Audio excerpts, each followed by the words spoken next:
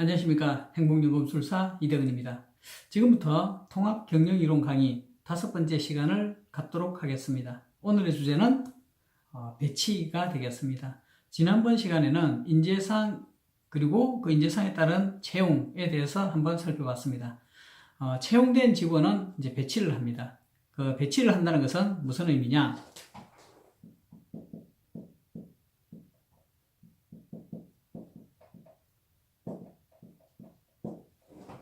적재적소에 투입을 해서 원하는 올바른 역할을 하도록 만드는 것이죠.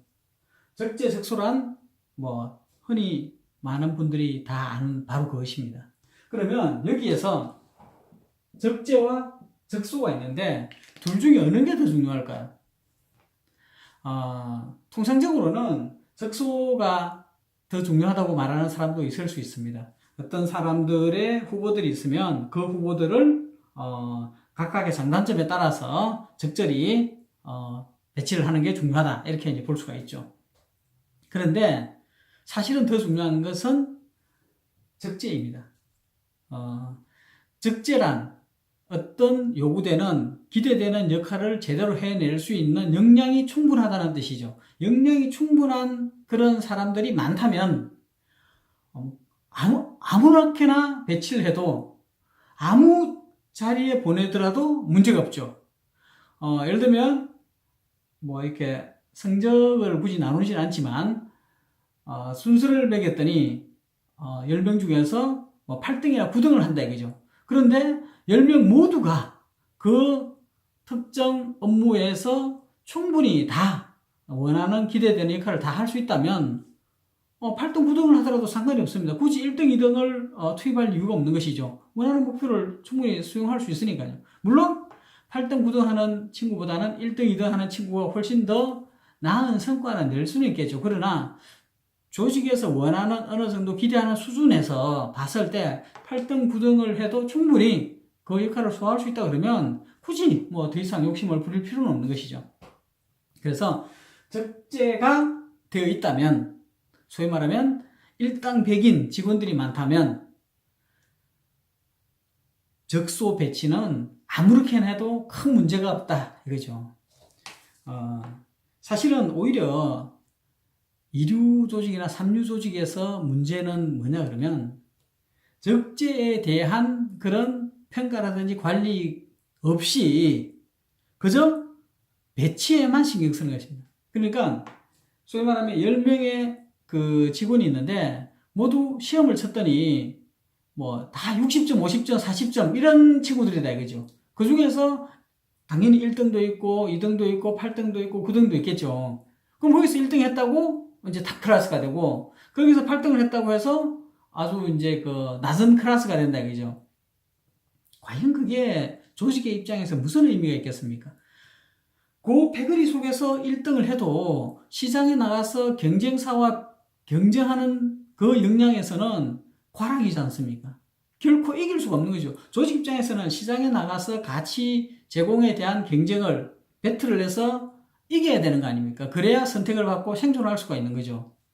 그런 의미에서 보면 적재에 대한 고려나 관리는 굉장히 중요하다, 이렇게 말씀드릴 수 있습니다. 흔히 조직에서는 적소에 대해서 관리를 많이 하죠. 막 배치하는 좀 좋은 보직과 나쁜 보직, 이 친구의 장점은 이거니까 내기도 보내고 이런 식으로 배치에 신경을 많이 쓰는데 실제로 중요한 것은 과연 적재이냐 아니냐가 중요한 거죠. 그래서 극단적인 경우에는 적재가 아니라면, 말하자면 요구하고 기대되는 역할을 충분히 해낼 수 있는 정도의 수준이 아니라면 차라리 안 보내는 게 나아요.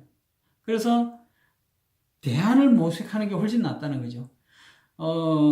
역할을 제대로 하지도 못하면서 투입을 해놓고는 할 일을 다 했다라고 이제 더 이상 관리를 안 하면 결국은 이거 끌릴 수밖에 없는 거죠. 차라리 공란으로 빈 공석으로 둬서 저게 문제가 있다. 지금 저 요구되는 역할을 충분히 해낼 그런 역량이 있는 친구가 지금 없다. 이거를 오히려 밝히고 그 대안을 찾도록 노력하는 게 훨씬 더 유리할 수가 있는 것이죠.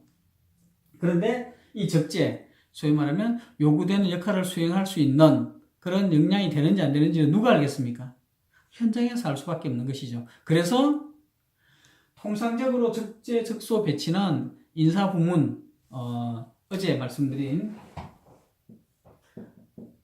직원 관리와 생산 현장, 그 다음에 가치 제공, 조직이나 경영에 대한 기본적인 관리, 이렇게 크게 네 유형으로 그룹핑을 만약에 경영 활동을 그룹핑을 한다면 직원 관리에 대한 흔히 우리가 이야기하는 인사부서 뭐 이런 쪽이 되겠죠. 그런 쪽에서 관리를 하죠. 그래서 뭐 인사 좀 평가를 통해서 이게 순수도 매기고 뭐 등등 뭐 캐리어 관리도 하면서 막 하죠. 그런데 실제로 적재인지 여부는 알 수가 없습니다. 대부분의 조직은 그렇습니다. 알 수 있다는 전제는 뭐냐 그러면 이런 그 생산 현장 관리나 가치 제공 관리나 조직 경영 관리 다른 부문에서 조직원에 대한 평가를 제대로 해서 리포팅을 한다는 전제하에서 이쪽에서도 알고 있는 것이죠. 그러니까 다른 부문에서 조직 관리를 조직원 평가를 제대로 하지 못한다면 이쪽 부문에서는 알 수가 없는 것입니다. 그래서 적재적소 배치를 이쪽 부문에서 인사 부문에서 주도하는 것은 잘못될 가능성이 되게 많은 것이죠. 오히려 이런 다른 부문에서 적극적으로 주도를 하거나 아니면 적어도 잘 연계될 수 있어야 되는 그런 게 올바른 그런 것입니다. 그래서 적재적소에 대해서는 만약에 현명한 지혜로운 경영자라면 인사 관리하는 저 부서에다가 계속 막 푸시를 할 게 아니라 다른 부문에서 적재를 잘 찾아라 이런 이야기를 요구를 해야 되는 것이죠. 그러면 현실적으로 보면 적재인지 여부, 적재 관리에 대해서 인사 부문 말고 다른 부문에서는 잘 관리를 하지 못합니다. 현실적으로. 그럼 왜 그러냐? 능력이 없어서 그러냐? 제가 생각할 때는 그렇지 않습니다. 훨씬 더 많은 능력을 가지고 있습니다. 그럼에도 불구하고 그런 것을 요구하지 않기 때문에 그런 것이죠. 특히 현재 상황에서의 적재인지 역량평가는 그나마도 좀 가능한 부분이 있습니다. 그런데 미래에 5년 뒤에 10년 뒤에 제대로 된 경영 활동을 해내기 위해서 이 부문에서 어떤 역량이 필요한지를 아는 것은 굉장히 어렵죠. 그런 것을 경영자가 계속 요구를 해야 되는 것이죠. 인사관리 부서에다가 계속 요구할 게 아니라 미래의 인재상이나 미래의 적재에 대해서 인사 부분이 얘기할 게 아니라 적극적으로 다른 부문에 요구를 해서 주도해 나갈 수 있도록 요구를 해야 되는 것이죠. 그것이 통합경영이론 관점에서 볼 때 올바른 적재적소 배치의 원칙이다, 방법이다. 이렇게 제가 말씀을 드릴 수가 있겠습니다. 그러면 두 번째로 역할에 활용하는 배치를 하는 것은 주어진 기대되는 역할에 어떤 충분히 해내는 활용을 하도록 하기 위해서 이제 배치를 하는 것이지 않습니까? 그러면 역할을 수행하도록 활용하는 것이 무엇이냐에 대해서 잠깐 또 말씀을 드리겠습니다. 물론 이런 역할 활용 차원에서는 사실 인사 부문에서 관리할 부분은 아니죠. 각각 이쪽 다른 영역에서 주어진 역할을 해내는 게 맞습니다. 주도적으로. 다만 배치라는 것이 적재적소인 거고 적재적소는 결국 그 인재를 활용하고자 하는 그런 이유 때문에 목적으로 하는 것이니까 당연히 활용에 대해서도 같이 고려를 해야 통합경영 관점, 소위 말하면 각 부문이 적당히 잘 연계되는 그런 조화롭고 균형적인 상황이 되어야 된다는 것을 좀 이해를 할 수 있을 거기 때문에 말씀을 드리는 겁니다. 그러면 역할 활용은 크게 두 가지로 나눌 수 있습니다. 첫째는 단기적, 두 번째는 중장기적. 단기적은 당연히 가치 제공, 현재 가치 제공. 현재의 가치 제공, 조직의 지속 성장을 위해 필요한 활동이 가치 제공이지 않습니까? 그러면 그 가치 제공에 필요한 그런 현재의 가치 제공에 대한 그 역할을 해내는 게 이제 단기적인 측면이죠. 중장기적인 측면은 당연히 미래의 가치 제공입니다. 그걸 준비해야 되는데 통상적으로 보면 미래의 가치 제공을 해내기 위한 역할, 이런 부분들을 뭐 일반적으로는 인사 부문 같은 이 직원 관리 부문에서 소위 말하면 이제 인재상 관리라든지 혹은 역량 개발 관리라든지 이런 측면에서 이제 이런 중장기적인 관점에서의 활용, 이 부분도 당연히 현장에서 주도를 해야 된다는 것이 통합경영이론의 관점입니다. 왜 그러냐 그러면 결국 단기적인 현재의 어떤 가치 제공이 앞으로 계속 해 나가는 과정이 바로 중장기적인 것이고, 또 하나는 적재라는 소위 말해 역할을 제대로 해낼 수 있는 역량이라는 것은 교육을 통해서 되는 게 아니라 실제 경험을 통해서 학습을 해야 되는 거죠. 그래야 역량을 개발할 수 있는 것이고, 그 어떤 역량을 개발하느냐에 따라서 적재가 만들어지는 것이죠. A의 역할에 충실하도록 역량을 개발하면 그 A에 적합한 적재가 되는 것이죠. 그리고 그게 현재에 필요한 거라면 현재의 적재인 거고, 5년 뒤, 10년 뒤에 필요한 거라면 미래의 적재가 되는 것이죠. 그런 것들을 이 현장에서 주도적으로 혹은 굉장히 긴밀하게 지원을 해야 된다. 이런 것이 이제 제가 말씀드리고자 하는 핵심 사항입니다. 그러면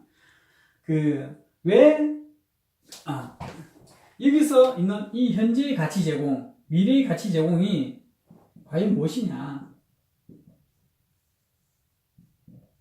물론 가치 제공은 당연히 고객에 대한 어떤 가치 제공인 것이고, 그 고객에 대한 가치 제공이라는 것이 결국은 시장에서 경쟁사보다 더 우월적인, 그 상대적인 우월한 차별적인 어떤 그런 가치가 되어져서 선택이 되어지게끔 하는, 그래야 조직이 지속 성장을 할 수 있는 것이죠. 그런 게 바로 가치 제공인데, 그 일의 주인 기준이냐 혹은 지시자 기준이냐, 이런 관점이 되게 중요합니다. 대체적으로 보면 지시자 기준으로 가치 제공을 판단합니다. 예를 들면 어떤 사안이 있어가지고 그 사안에 대한 대안이나 방안을 검토하고 보고를 한다고 치면, 그게 필요로 한 고객이라든지 혹은 실제로 필요로 한 사람들한테 맞추어서 옳으냐 그러냐가 나와야 되는데, 그게 윗사람의 입장에 맞추어서 그게 옳으냐 그러냐가 나오는 것이죠. 물론 윗사람이 그 보고를 검토 의견을 받아서 아니야 이거는 그 실제 고객이나 이 일을 필요로 하는 사람의 입장에서 봤을 때는 뭔가 방향이 잘못되었는데 라고 시정이나 교정을 해주면 참 좋습니다. 그러면 그게 아주 인류 회사인 것이고, 그렇게 학습을 받는 직원은 제대로 역할을 수행해낼 수 있는 것이고, 그런 과정을 통해서 적재, 그리고 소위 말하면 충분한 역량을 가진 직원이 될 수 있는 것이죠. 그런데 통상적으로는 그렇지 않습니다. 많은 2류, 3류 조직에서는 어떤 걸 검토를 할 때 사장의 생각이 뭘까? 사장이 어떤 입장일까? 그거는 뭐 공무원 조직도 마찬가지고 대부분의 조직은 다 그렇습니다. 일을 시킨 사람의 의중이나 취지를 파악하려고 많이 노력을 합니다. 그래야 칭찬을 받고 스무스하게 일이 진행이 되니까요. 그러면 그 일의 주인, 소위 말하면 그 일을 필요로 하는 사람은 잃어버릴, 없어질 그런 위험이 있습니다. 실제로 어떤 제품을 만든다고, 가치 제공이 필요한 어떤 아이디어를 만든다고 했을 때 그것이 고객의 선택을 받을 수 있는지 없는지에 대한 디베이트가 돼야 되는데, 이게 윗사람한테 괜찮은 이게 뭐 될지 안 될지에 대한 게 되면 안 되는 거죠. 아마 조직 생활을 하지 않으신 분은 제가 이야기하는 것을 선뜻 이야기가 참 힘들 수 있을 것 같습니다. 뭐냐 그러면 당연히 일의 주인 관점에서 모든 일이 되는 게 정상입니다. 근데 정상적이지 않은 회사들이 많다는 이야기를 제가 지금 하는 것이죠. 그래서 정상적인 조직에서처럼 일의 주인을 기준으로 가치 제공을 판단을 해서 일을 하면 제대로 된 중장기적 미래 가치 제공의 이런 그 역할을 수행해 나갈 수 있는 것이고 자연스럽게 적재가 되어진다. 이런 이야기를 제가 말씀드리는 것입니다. 흔히 지시자 기준으로 일을 하는 2류, 3류 조직에서는 처세수를 배웁니다. 앞서 일의 주인 기준으로 일을 하면 역량을 키우죠. 역량이. 자기의 어떤 실력을 키웁니다. 그런데 지시자 기준으로 일을 하면 처세수를, 눈치, 뭐 정치화 이런 거를 이제 패거리 뭐 이런 것들이 이제 만들어지는 것이죠. 굉장히 이제 심각한 문제입니다.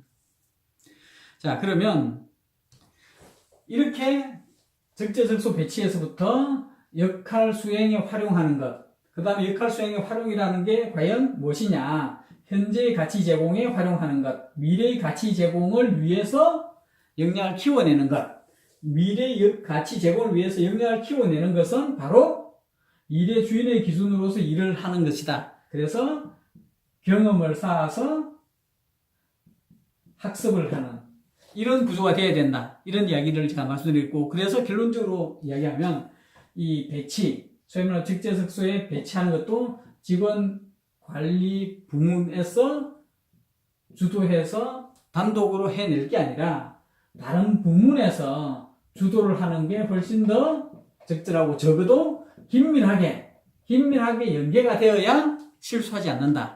실패하지 않는다. 부작용이 없을 수 있다. 똑같습니다. 지난번에 얘기대로 사장이 인사부서에다가 적재적소 배치에 대해서 잘해라고 굉장히 푸시를 합니다. 그러면 과거에 비해서 훨씬 더 높은 수준의 적재적소 배치 조치가 만들어질 수는 있습니다. 그런데 이렇게 이 상향을 해봐야 다른 부서와 잘 균형이 맞으면 이렇게 전체적으로 업이 되는데, 그렇지 않으면 역효과가 생겨서 퇴보가 되는 것이죠. 악순환이 되는 것이죠. 그렇게 되면 안 된다는 것입니다. 그래서 통합경영이론 관점에서 잘 그게 돼야 되는 것이죠. 그러면 구체적인 사례로서 적재적소의 방법 중에서 CDP라는 게 있습니다.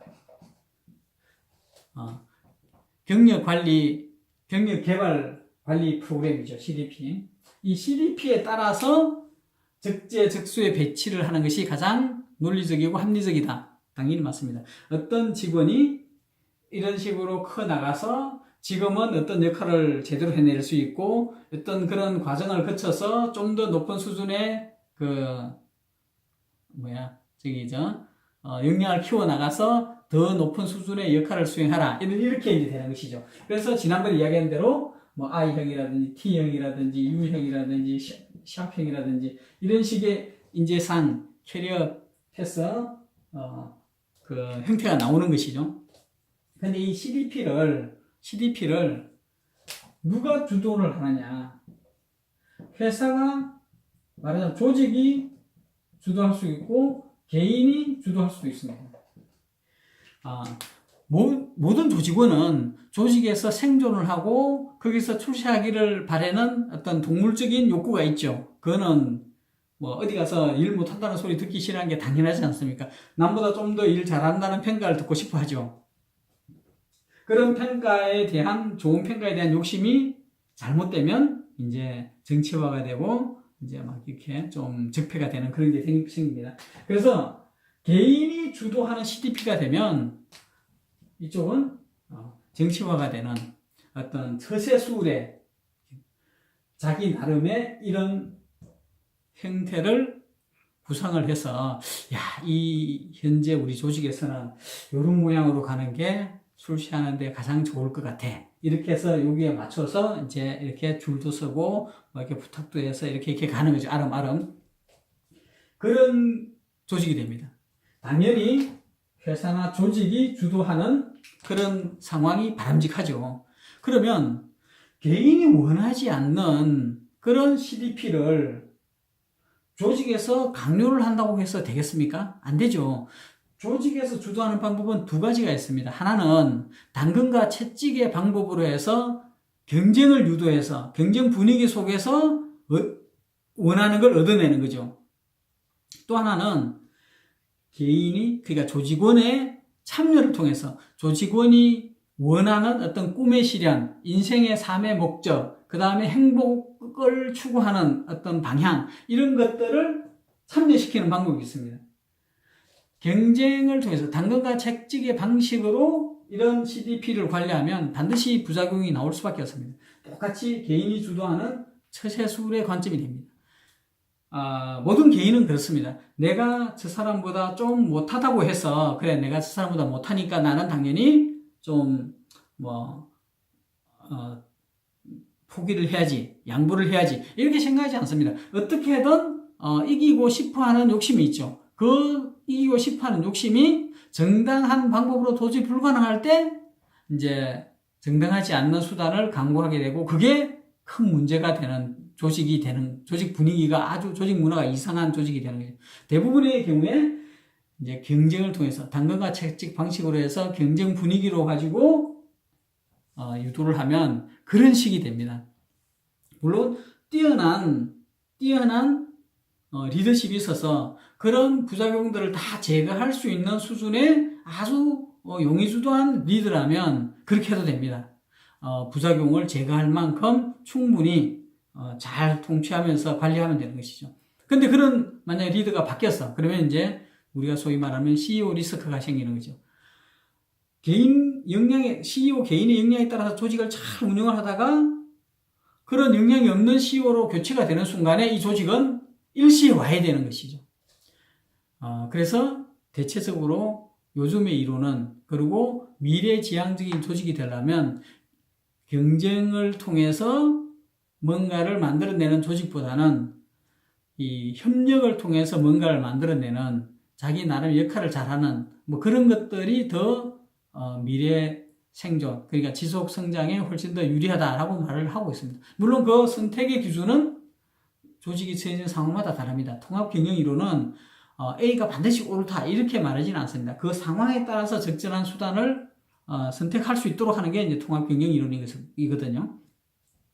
그래서 그런 어쨌든 미래지향적인 조직이 되기 위해서 개인의 주도적인 역할을 뭔가 활용할 수 있는 그런 조직으로 만드는 게 바로 올바른 길이라고 생각한다면 이 적재적소나 CDP도 그렇게 가야 되는 것이죠.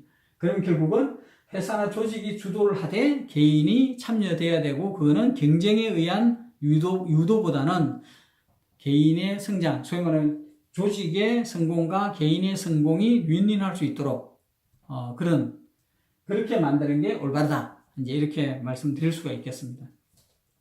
이런 모든 것들을 결국은 지혜로운 경영자가 잘 리딩을 해야 됩니다. 과거에 어떤 기능적으로 분리된 그런 경영에서는 직원관리 부문, 소위 말하면 그 인사관리 부서나 교육이나 연수부서 같은 데서 적재적소 배치라든지 CDP 관리라든지 인재 관리라든지 이런 쪽의 것들을 주도하도록 많이 지시를 하죠. 요구를 하죠.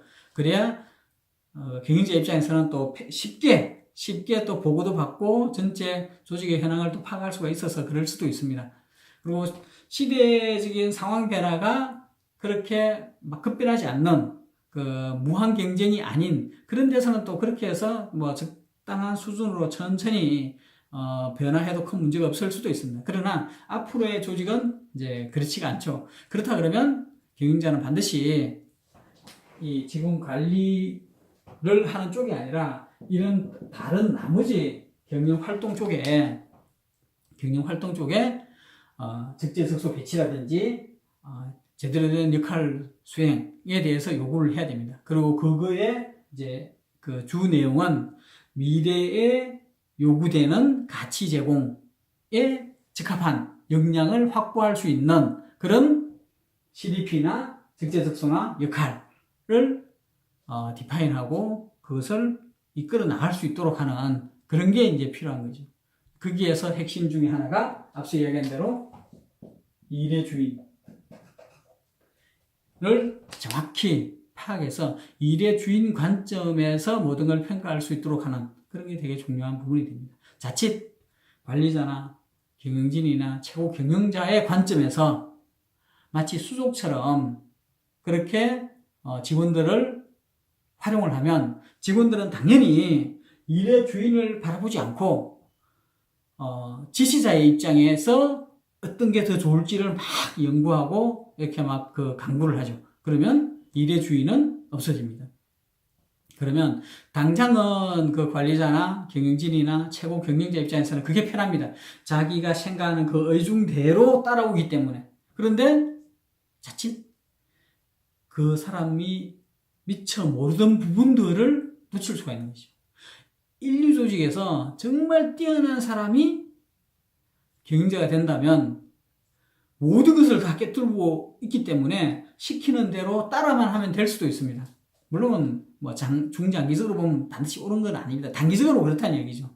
그런데 그 리더가 그 정도 수준의 뛰어난 리더가 아님에도 불구하고 진두지휘형으로 해서 자기가 원하는 입맛에 따라서 뭔가를 막 하려고 하면 이제 사단이 나는 것이죠. 소위 말하면 지혜로운 경영을 하지 못하는 것입니다. 그래서 반드시 조직이 지속 성장을 하기 위해서 지속 성장을 하려면 이런 통합 경영 이론 관점, 각 부문별의 경영 활동들의 서로 상호 작용 관계를 잘 검토해서 그 올바른 걸 해내는 그런 접근이 필요하다. 이렇게 말씀을 드릴 수가 있습니다. 고맙습니다.